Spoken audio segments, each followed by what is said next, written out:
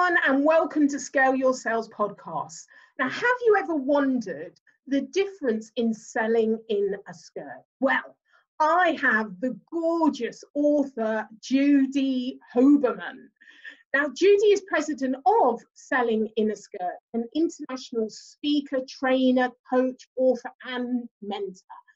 Her 30 years in business has given her both the knowledge and the sense of humour, which is fantastic, to know what men and women, what they want, what how they sell, how they work, and how they live differently.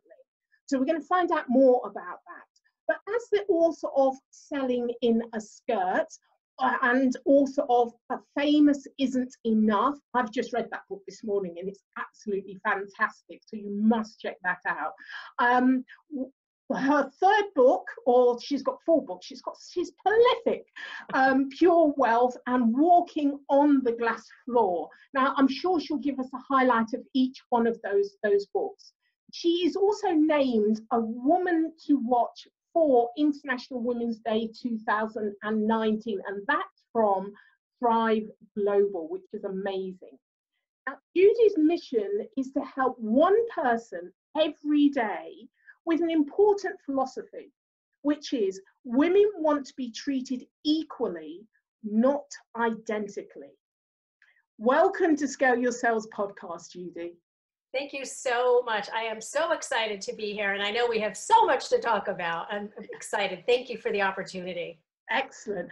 First of all, I must start with your phrase. Women want to be treated equally, not identically. Tell us more about that.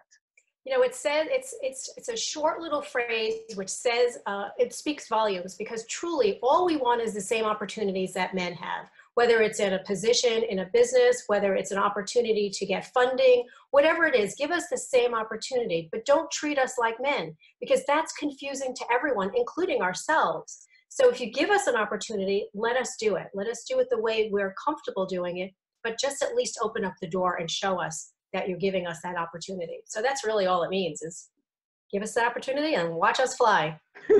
I think you're right, because, you know, there is in the 70s, 80s, 90s where women felt and was under pressure to act like men, and that didn't work at all.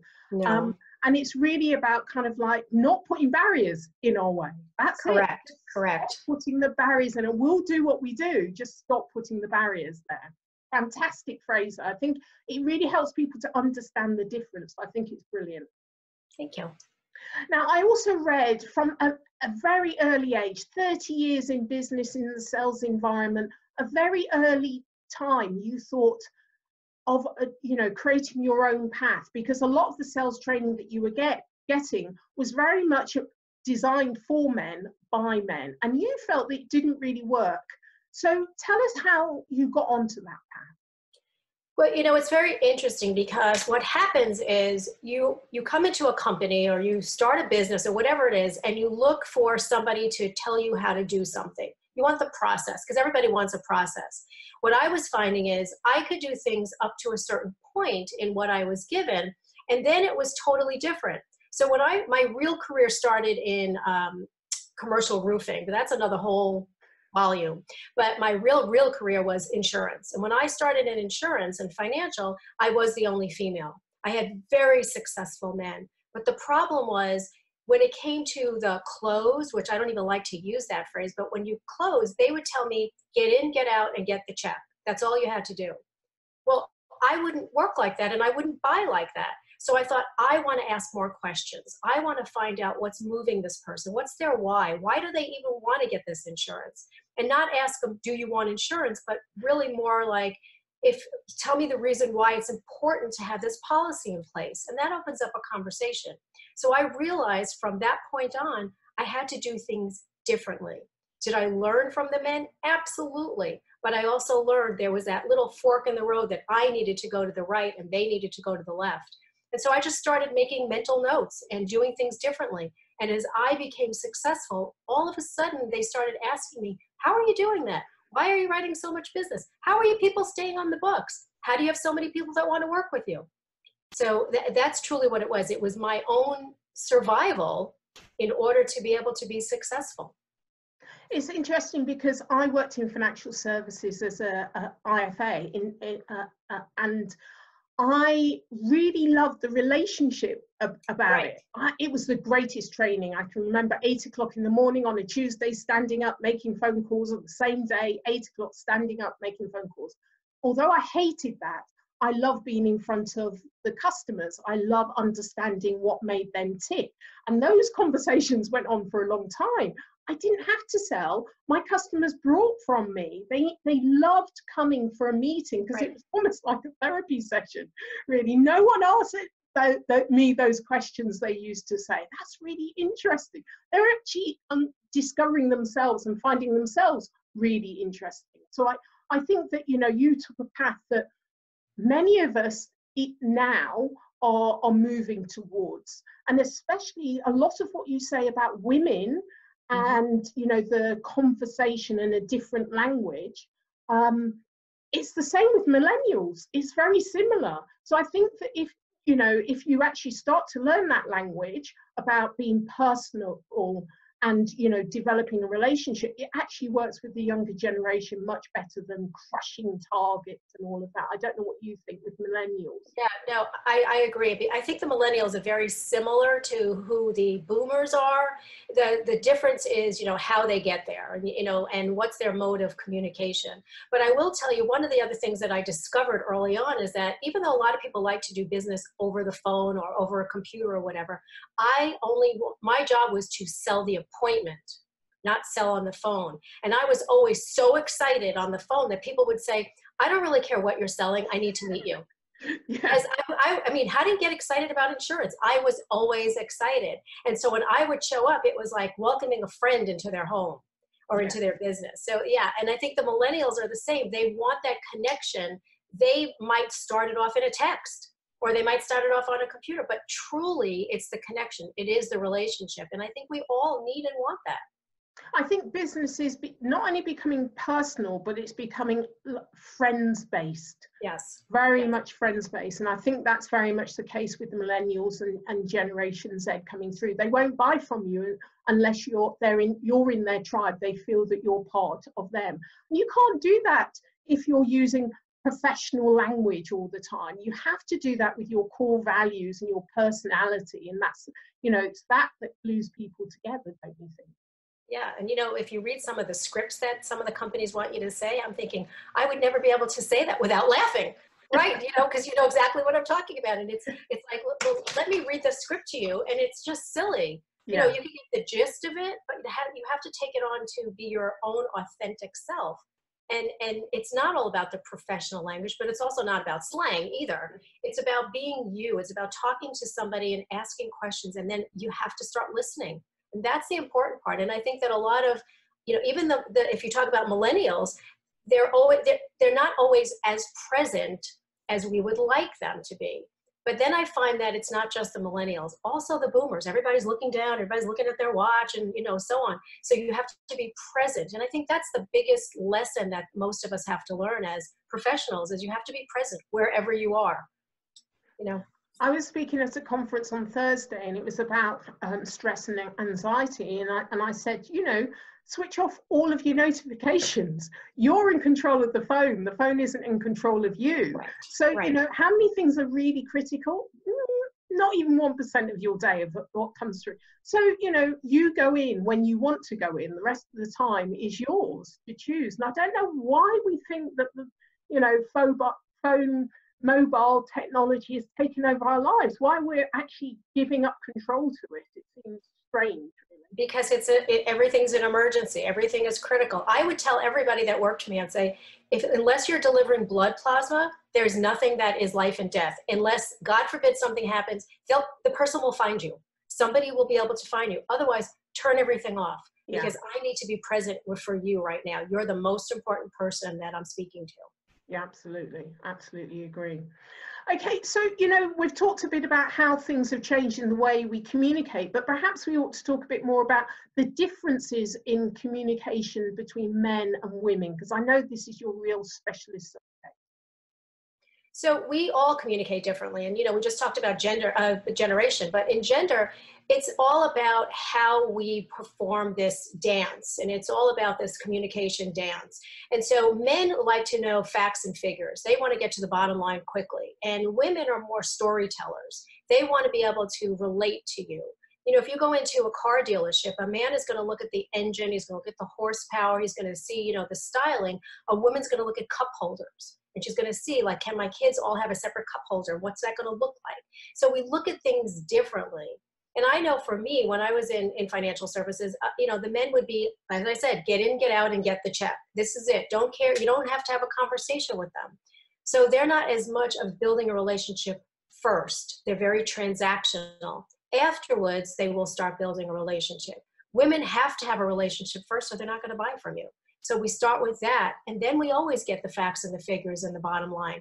But it's a little bit more reversed. Men ask questions differently, men listen differently. And also, what I always found is if you ask a man a question, or they ask you a question, and you start giving them the story, and they basically tune you out until they hear something that is valuable, and then they tune back in. So, you have to be careful. Men are bullet points. You have to talk in bullet points. And then they'll say, you know what, when you said such and such, can you talk about that a little bit more? Same thing in an email. You can't have a dissertation. You have to have bullet points or numbers or something. And then people will, ask for more information. But it's really more transactional versus relational. So given that the buyer's behavior has changed and is continuing to change with technology and so forth, how is this changing the way that we communicate? What are the real dynamics?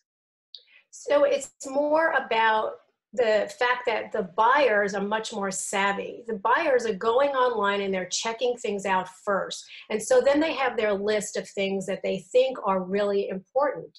But as a salesperson, what has changed is you don't have to do a brain dump. You don't have to show how intelligent you are. You have to be able to ask the question, listen, and give information so that the two of you can form a solution that works. It doesn't have to be that, let me show you how smart I am. I passed this exam, and so now I'm, a professional, or whatever it is. It's not like that. People are much more savvy. They have the ability to get the information that they need. They want to make sure that what they're looking at is good for them. And you don't know, you can't take that from Google. You don't know if it works for you. So as a salesperson, you have to know your stuff, and you have to be able to give back what they're asking for. I always say you have to be interested, not interesting. So be interested in what they're saying, not interesting to them. So things have changed a lot. And it's not like you sit down and you point and say, okay, this is what you need. And they say, okay, because it doesn't work like that anymore. It has really evolved into more of the conversation instead of a monologue. Right.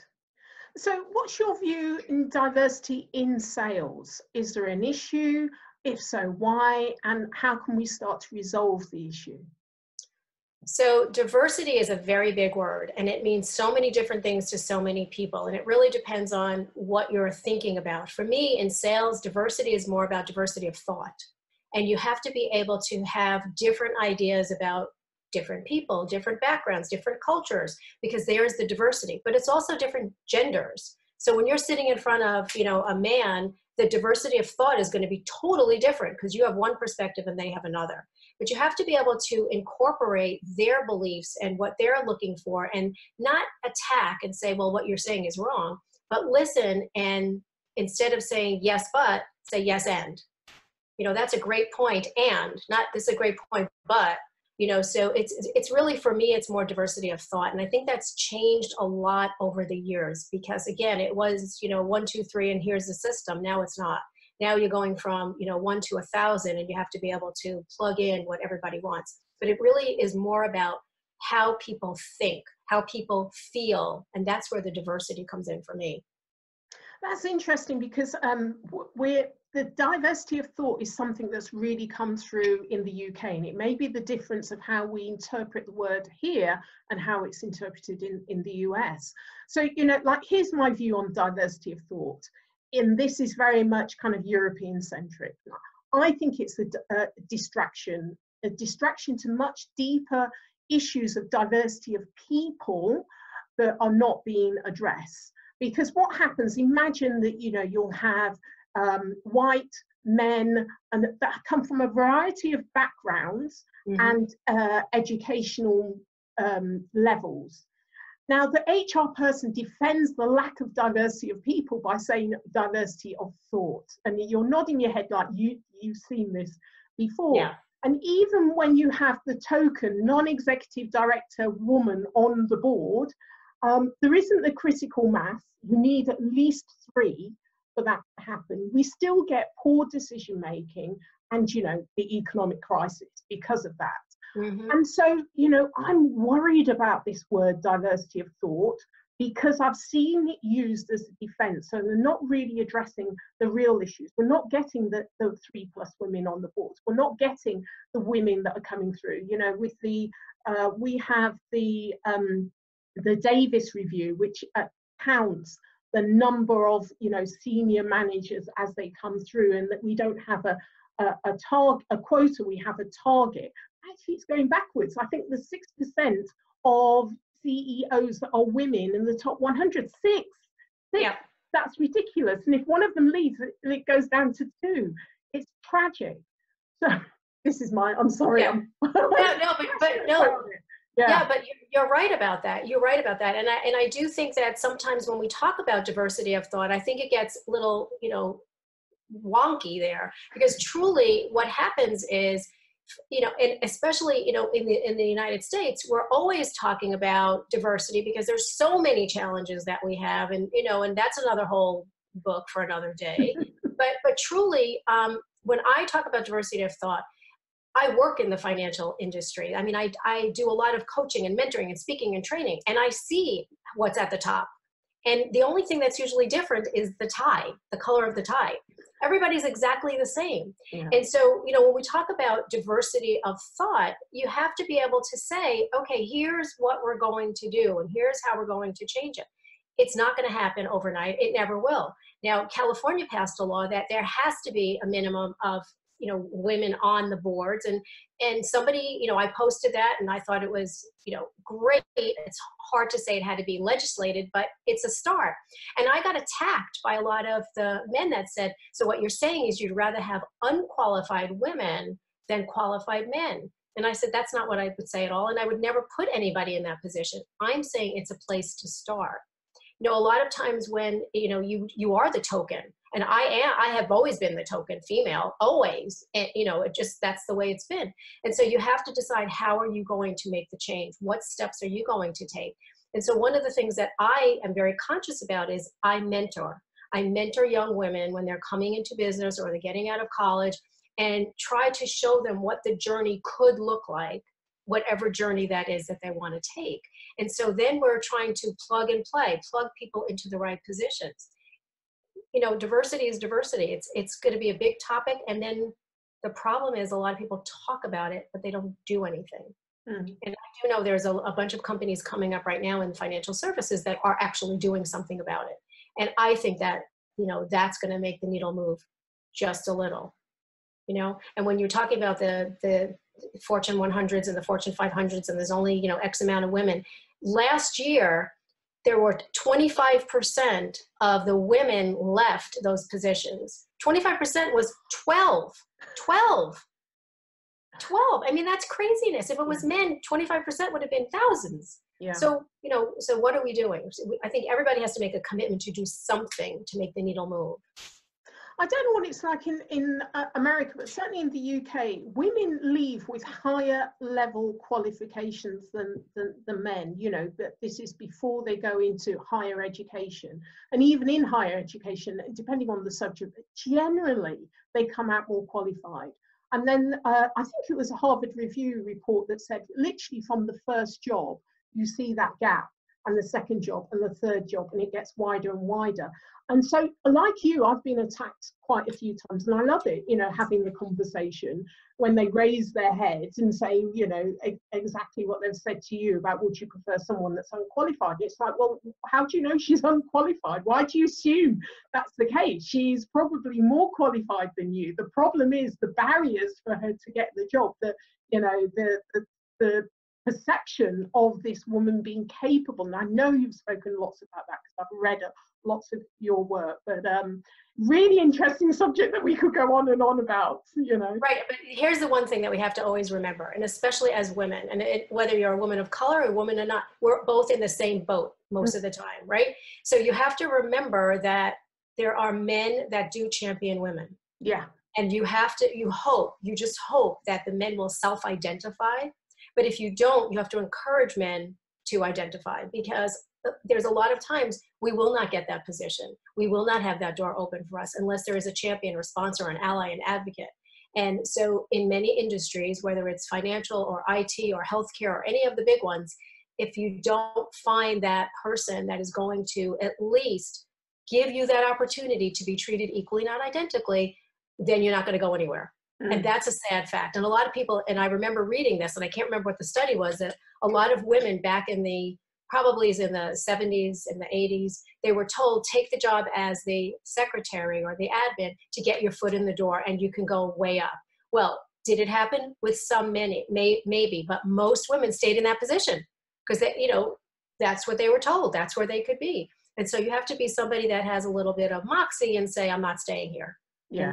And not everybody has that either. Yeah. Yeah. Well, the responsibilities are on their shoulders. Yeah. Huge. Massive.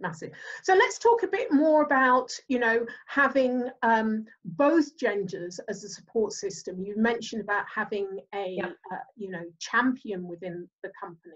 But I thought it's quite interesting that you also have one male and at least, one female mentor. Why is that? Give us more information. Different perspectives. Go back to diversity of thought. Everybody has a different idea. And I just think it's a great idea to have somebody on both sides of the coin that it can say, did you try this? Or did you think of this? Or this is what can happen, or whatever. And I always have two different theories that people will give me. And sometimes I get the same exact thing, which is always fun because, for me, I always think it's different. But I think it's important to have many different people that are supporting you. And they also have different ways of networking, and they have different ways of introducing, so it's just, for me, I always tell people, why not? Why not have two? Why not have one of each? And see if you like it. Some people don't like it at all. They don't like it at all. And there are some men that don't want to mentor women, so you have to be careful of that as well. But I always happen to find men that say yes, so I just think it's more like going back to diversity of thought and different perspectives. Excellent. So what's one tried and tested strategy that you would offer listeners? I've got so many, but the one thing that I actually use that people look at me and go, really? So I use my 3 R's, and the R's are review, readjust, and release. And so what I do at the end of every quarter is I look and see what I've done. What have I accomplished? What have I not accomplished? What could I have done better? Whatever it is. And so I'll review everything. At the next quarter, when I do this and I review it, I go back and look at the things that I had to readjust. So maybe the talk I wanted to give didn't do anything, or maybe the online program that I did didn't go anywhere. So I readjust. And then the third time I do it, I'm reviewing again. I look at everything I've readjusted. And if it's still not moving, then I have to release it. And that's the hard part for me, because I love everything that I do. I love it. And if I wouldn't be so attached to it, it'd be easier to release. But sometimes I release it and I just get rid of it totally. And sometimes I just park it and say, I'm going to look at this in another year or so. But it's very good because it keeps you extremely focused on what you're doing. And the things that work, they continue to work. You can still readjust and everything. But the things that don't work, you're not holding on to it. Think of it like going to see somebody and they're going to buy something from you. Well, not today, maybe next week, or not tomorrow. And you hold on, you go, well, I'm getting that commission. I know I am. Eventually I'm going to get it. You release it. Just release it. So that's always been tried and true for me. Excellent advice. So if you're on a desert island on your own, what's the one thing you would take with you? Well, it's really 2, because it would be a pad and a pen, but I would attach them, so it's only 1. I love to write, and wherever I go, if I'm at the airport, if I'm at a conference, I love to look and observe. And I always find an interesting story. And sometimes it does become one of my blog posts, and and it's funny, and sometimes it doesn't become one. But my last book, Walking on the Glass Floor, was all about my monologues from my radio show. So I'm always writing about things. I love to write. And sometimes I struggle with like the first word. Once I get the first word, then everything just starts to flow. But it's great because, again, it lets my life open up. It reminds me like when I was little and I had great imagination and where did it go? And so I just bring it back.